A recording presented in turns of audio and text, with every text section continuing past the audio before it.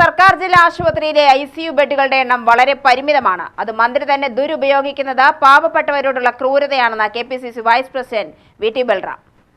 തന്റെ രാഷ്ട്രീയ കപട നാടകങ്ങൾക്കായി സർക്കാർ ആശുപത്രിയുടെ സൗകര്യങ്ങൾ ദുരുപയോഗപ്പെടുത്തിയ ആരോഗ്യവകുപ്പ് മന്ത്രിയും അതിന് കൂട്ടുനിന്ന മുഖ്യമന്ത്രിയും സ്പീക്കറും നഗ്നമായ അധികാര ദുർവിനിയോഗമാണ് നടത്തിയത്. ഇത് പാവപ്പെട്ട രോഗികളോടുള്ള വഞ്ചനയുമാണ്. മന്ത്രി വീണ ജോർജിന് പരിക്കേറ്റ സംഭവത്തെക്കുറിച്ച് പ്രതികരിക്കുകയായിരുന്നു ബൽറാം.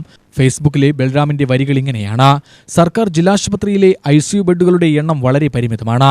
പലപ്പോഴും യഥാർത്ഥത്തിൽ ICU പരിചരണം ആവശ്യമുള്ള രോഗികൾക്ക് പോലും തിരക്ക് കാരണം ഈ സേവനം ലഭിക്കാറില്ല. നിരവധി പാവപ്പെട്ടവരാണ് ഇങ്ങനെ കഷ്ടപ്പെടാറുള്ളത്. പലർക്കും നിവൃത്തികേട് മൂലം ഡിസ്ചാർജ് വാങ്ങി സ്വകാര്യ ആശുപത്രികളിലേക്ക് പോവേണ്ടി വരാറുണ്ട്. അപ്പോഴാണ് സംസ്ഥാനത്തെ ആരോഗ്യവകുപ്പ് മന്ത്രി തന്റെ കപടനാടകത്തിന് ജില്ലാശുപത്രിയിലെ ICU സൗകര്യങ്ങൾ ഇങ്ങനെ ദുരുപയോഗപ്പെടുത്തുന്നത്. മന്ത്രിക്ക് ഈ കുബുദ്ധി പറഞ്ഞുകൊടുത്തത് മുഖ്യമന്ത്രിയും സ്പീക്കറുമാണെന്നും വാർത്തകളിലൂടെ മനസ്സിലാവുന്നു.